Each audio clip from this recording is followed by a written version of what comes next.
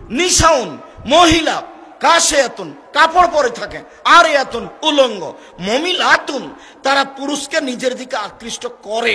ওরা যখন হাঁটে তখন রাস্তার পুরুষ তাদের দিকে দেখতে থাকে। মায়েলাতুন তারা নিজেরও আকৃষ্ট হয়।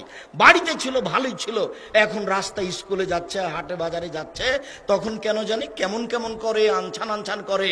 একবার ডান দিকে যায়, একবার বাম দিকে যায়, একবার হাত নাড়ে, একবার মাথার চুল নাড়ে, ভাঁজ করে কথা বলে, কেন জানি কেমন কেমন করে। তার মনে ও নিজেও পুরুষের দিকে আকৃষ্ট হয়েছে। নাহলে এমন করে কেন?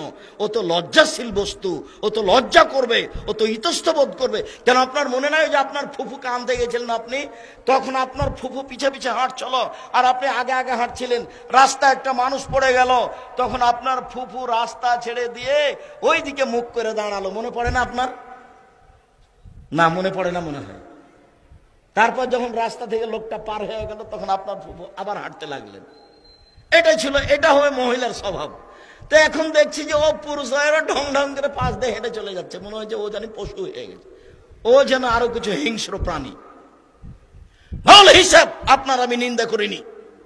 জাতিকে ধ্বংস করে জাহান্নামের দিকে ঠেলে দিয়ে নিজে কিছু বুঝাতে চাইবেন না। লায়েত খুলনাল জান্নাত, এইসব মহিলারা জান্নাতে যাবে না। জান্নাতে তো যাবে না, যাবে না। ওলাইয়া যেত না রিহাহা, জান্নাতের গন্ধ পাবে না। ফাইনা রিহাহা লা তুজাদু মিন মাসিরাতি কাদা ওয়া কাদা, যে জান্নাতের গন্ধ 1 বছরের দূরত্ব পথ থেকে পাওয়া যায়, এটা জান্নাত। এখানে একটা দ্রুতগামী ঘোড়া এখান থেকে দৌড়াতে লাগলো, 1 বছর দৌড়িয়ে যেখানে যাবে ওই শেষে যদি আপনি দাঁড়ান ওখান থেকে জান্নাতের গন্ধ পাবেন, এর নাম জান্নাত। কিন্তু এই মহিলারা জান্নাতের গন্ধ পাবে না, একথা আমি বলিনি, একথা মুহাম্মদ সাল্লাল্লাহু আলাইহি ওয়াসাল্লাম বলেছে।